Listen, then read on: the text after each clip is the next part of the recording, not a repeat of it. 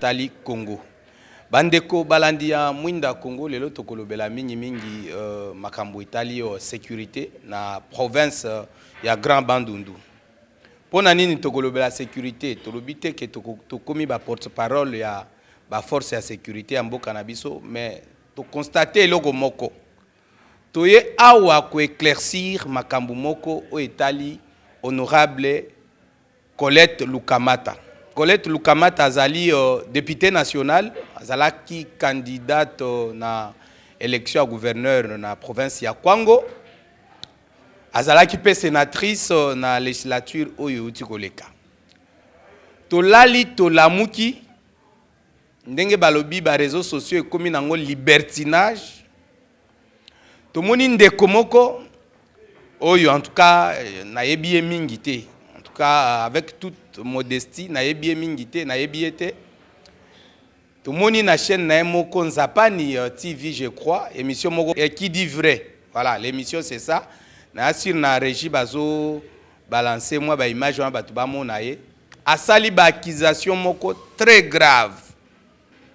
Très grave ba accusation.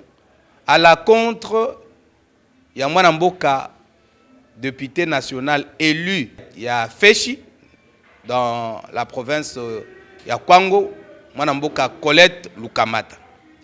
Ndeko wana sali ba affirmation moko oyo ngamo place nazalaki ebimisinga na maya misu ebangisinga pemba la moko. Mais biso tant que mwinda Congo tolingaka biloko eleka na molilité.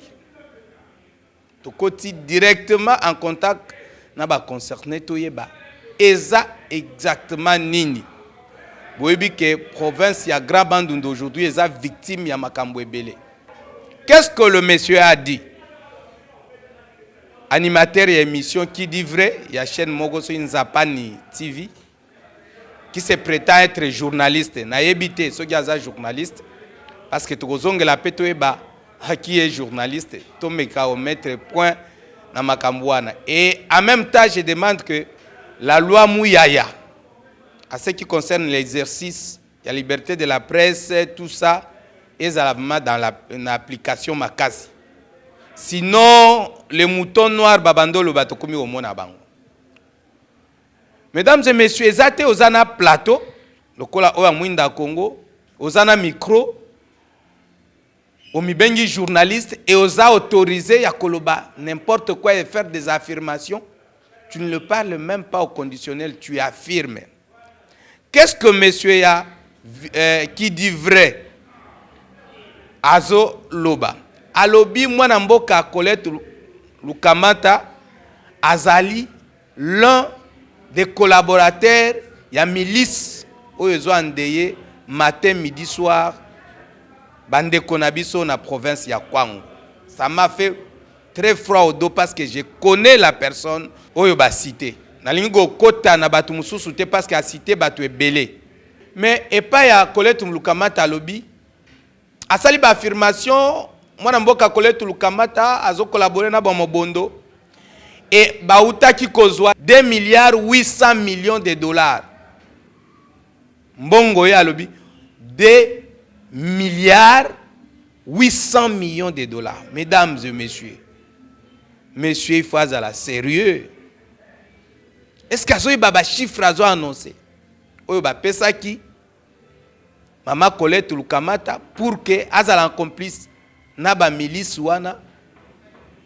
Et de deux, le monsieur affirme que d'abord, il ne maîtrise pas Madame Colette Lukamata, alobi azalaki gouverneur ya Kwango. L'honorable Colette Lukamata atika kozala gouverneur ya Kwango ata mokolo mogote. Vous comprenez déjà que le monsieur qui se prétend journaliste faire des affirmations graves ne maîtrise même pas la situation. Et s'il maîtrise la situation,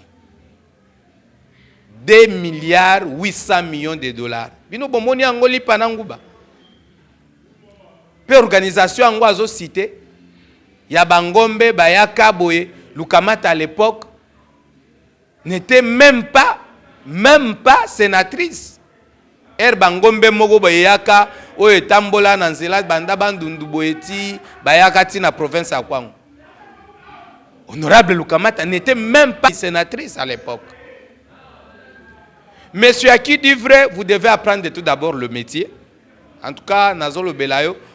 Parce que Moutou Otangi d'abord, une femme combattante, très logique, très honnête. Nga Moutou Nazolo Ba, je suis journaliste de formation. Na yebiye, j'ai commencé d'ailleurs à interviewer Maman, je crois en 2015, quand elle a commencé, Makambwe Belé comme activité, elle très active, voulais-je dire, dans la politique. Elle était dans la partie Lumumbiste unifiée, où il y a patriarche Antoine Gizenga, pendant des années. Elle a fonctionnaire à l'État dans une entreprise publique qui a Makasi, très sérieuse, entreprise Wana, où elle a passé carrière naem, à côté na Sénat, Azalaki na ba commission, une femme très combattante, très active, très honnête. Aza Moussali Nanzambe, Aza na église ya Munene, c'est-à-dire impliqué yé na makambo ezo décevoir ba famille matin, midi, soir. Eza gokende à la contre, ya conscience na yo. Le prétendu confrère, quand on vous informe d'un dossier, c'est ce qu'on m'a appris à l'université pendant 5 ans. Un journaliste collecte, traite et diffuse les informations. Et toutes les informations qu'on vous donne ne sont pas réellement vraies à publier. Papa, si tu as un sozo, ONG wana, certification à ONG wana, enquête ba memi ango wapi. Ozo bengango ONG international. ONG msusu elobaki ke mboso a sombi ba bus ya 90 millions. Toyeba sèche na ango tilelo. Ba prouvango. Quand vous êtes en train de citer de telles structures, yozo monango loko eza ba source fiable en journalisme, ce n'est pas ça. Et aujourd'hui vous vous révélez le matin binono sobokoma ba journaliste d'investigation. Je vous envoie à l'IFASIC d'aller s'informer aujourd'hui combien de journalistes basal la option ou un journalisme d'investigation.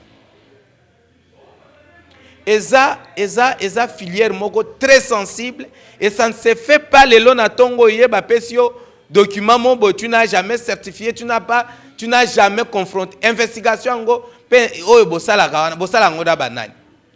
Les gens que tu es en train de citer, est-ce que okutana na bango, est-ce que otuni bango, est-ce que olandeli ba source.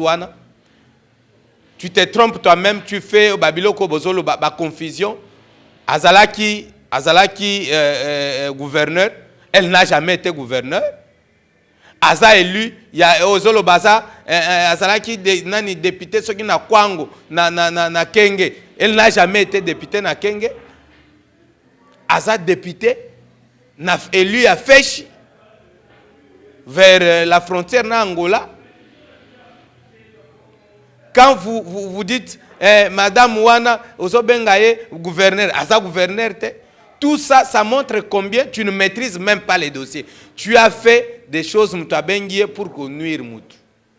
Mais autant que nous avons na lingo comme avocat na bangote, na zape avocat, ya Colette Lukamata, mais ça m'a fait très mal de voir que vous affirmez des choses à une personne que je connais, que j'ai travaillé avec elle, en termes na domaine nanga journaliste, ça m'a fait très mal.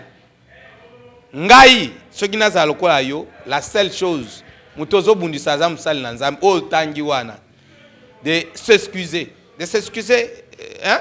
Qui dit vrai, Mike tchela nga ba image ya émission ngo ya mutu ngo parce que je te suis souvent na TikTok, je ne voulais pas ça la débat mais je voulais te dire que beaucoup des informations oyo affirmé wana eza tellement makasi, eza tellement mabé, il faut retirer ça et s'excuser. Ça c'est simple.